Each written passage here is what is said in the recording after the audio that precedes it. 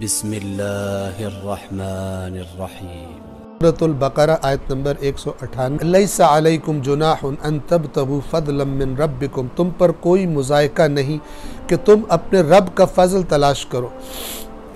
यानी दौरान हज अगर तुम ख़रीद व फ़रोश कर लो, तिजारत कर लो, तो अल्लाह ने तुमको इजाज़त दे दी अल्लाह का फ़ज़ल तलाश करने की।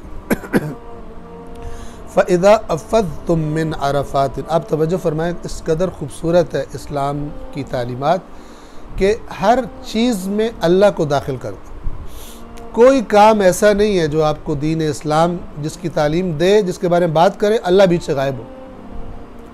यहाँ पर भी क्या है, सबसे ज़्यादा इंसान जिस काम के पीछे अल्लाह से गाफिल होता है वो ये दुनिया है, कमाई है। और कुरान ने इसको क्या नाम दिया? अल्लाह का फ़ज़ल। अल्लाह का फ़ज़ल रिश्वत कैसे हो सकता है?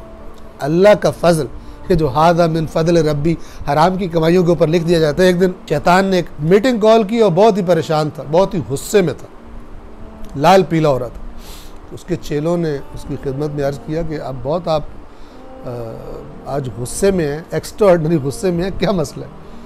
कहते हैं ये इंसान जो है बहुत खबीस है। तो क्यों? कहते हैं कि कमाई करने के लिए सारी मेरी गाइडेंस लेते हैं, हराम खाने के लिए हर वो काम करते हैं जो मैंने सिखाया। जब उस कमाई से कुछ बना लेते हैं, ऊपर लिखते हैं हादा मिन फ़ज़ल रब्बी, ऊपर लिखते हैं कि ये मेरे मतलब रब का फ़ज़ल है। इस पर, इस इंसानों की बेवफाई पर और इस बुरी हरकत पर मैं बहुत ही तकलीफ़ में, मुझे पे गुस्सा है। तो ये लिख देने से कोई भी चीज़ हादा मिन फ़ज़ल रब्बी नहीं हो जाती।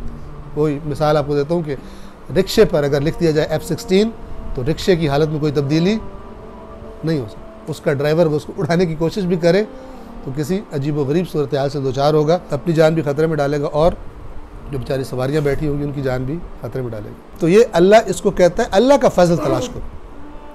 नमाज जुमा में क्या फरमाया? फ़इज़ा क़ुदियतिस्सलाह फ़ंतशिरू फ़िल अर्ज़ वब्तगू मिन फ़ज़लिल्लाह, अल्लाह का फ़ज़ल तलाश करो।